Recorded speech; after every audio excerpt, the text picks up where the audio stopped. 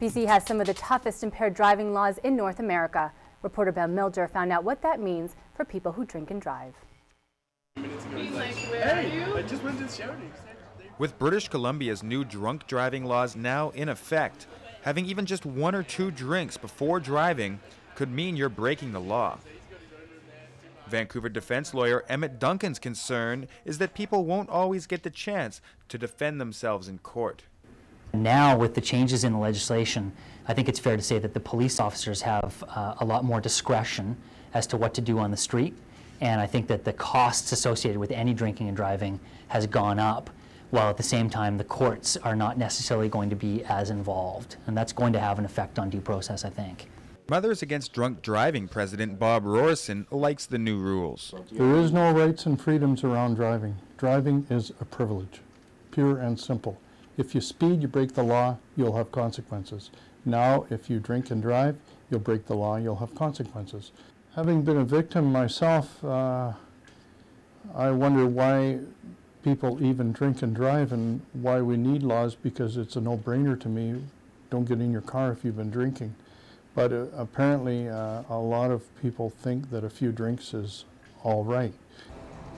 People who frequent the bars and nightclubs here on Granville Street have always had to make the choice to shell out for a taxi or drive.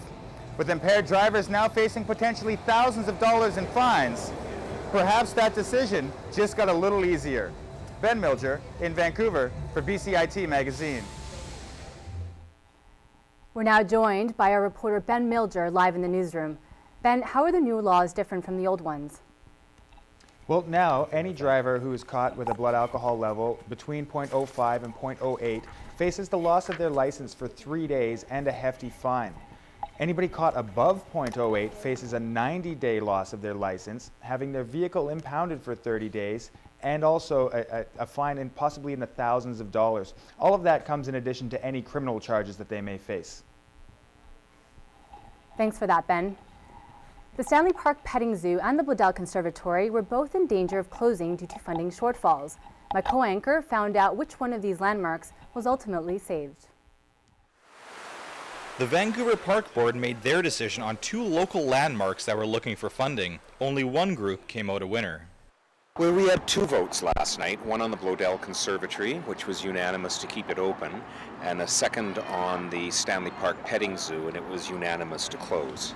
Unfortunately for the petting zoo at Stanley Park, 2 proposals were put together, but both of those were withdrawn at the last minute. The animals will be taken to other locations. They're not to be sold. They're looking for the best place for them, trying to keep them in family groups.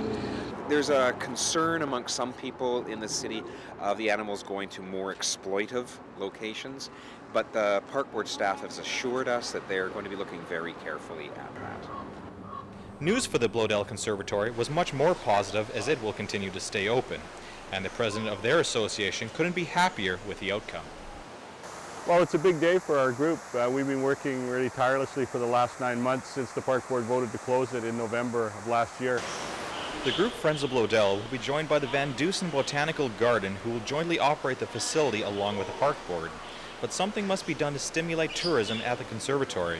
Numbers have yet to rebound from the lows seen during construction of the Candle Line. We need to now put in a marketing plan, but there has to be support both by staff and the commissioners to do this. The Bloedel has been losing money for the last few years. It's not going to turn around instantly. But McKinnon does hope that the Park Board won't have to vote on this matter again in 1 year's time. Ragnar Hagen in Vancouver for BCIT Magazine. The largest global airline conference took place this week at the Vancouver Convention Centre. My co-anchor was there to hear about the new incentives encouraging international airlines to offer more flights to Vancouver.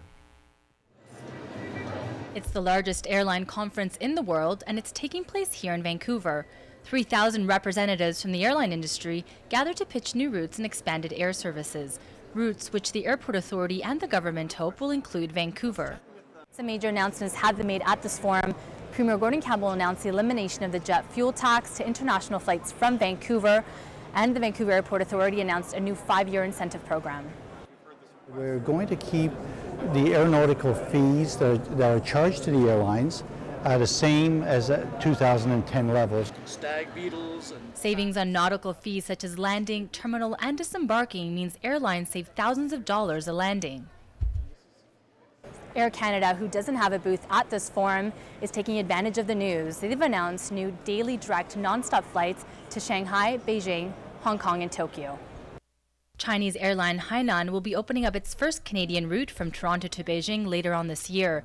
This business development strategist says these incentives are significant, but it's not the most important factor. International flight, especially intercontinental flight, we think about political relationship first and what is the long-term future of these two countries, and of course the economic terms, and yeah, that's a big picture. After that, we'll consider the cost. This airport service operator agrees that cost is important, but one of many factors taken into consideration. what route is it affecting? What kind of demographics on that route? So fuel tax is one element of many elements, but if airlines can save money anywhere, they're very happy about that. So at least it brings them to the table and helps the whole discussion process get underway. And as for what this means for consumers, it's still too early to tell. To say the prices will go down significantly or up, it's very difficult to say. But usually when you have good, strong competition in the marketplace, I think the consumer benefits. Vancouverites will have to wait to see what the true impact of these incentives are. Monica Martinez in Vancouver for BCIT Magazine. Up next on BCIT Magazine, the Richmond Oval is once again hosting world-class athletics. We take to the ice with the SFU men's hockey team. We talked to the president of a Vancouver organization that's busy rescuing kittens. Stay with us. Hi, I'm Corinne Skalbeck, and this is your community calendar. Portobello West is a European-inspired artisan market showcasing locally designed jewelry, clothing, and art. Held at the Rocky Mountain Station the last Sunday of every month, you can find your style at the Portobello West Market this Sunday, September 26th.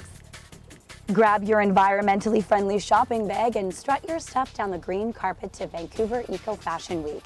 Vancouver Eco Fashion Week is a biannual event celebrating sustainable principles and styles while promoting environmentally conscious trends that are shaping the fashion world.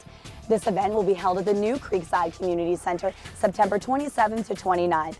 You can register online at www.ecofashionweek.com.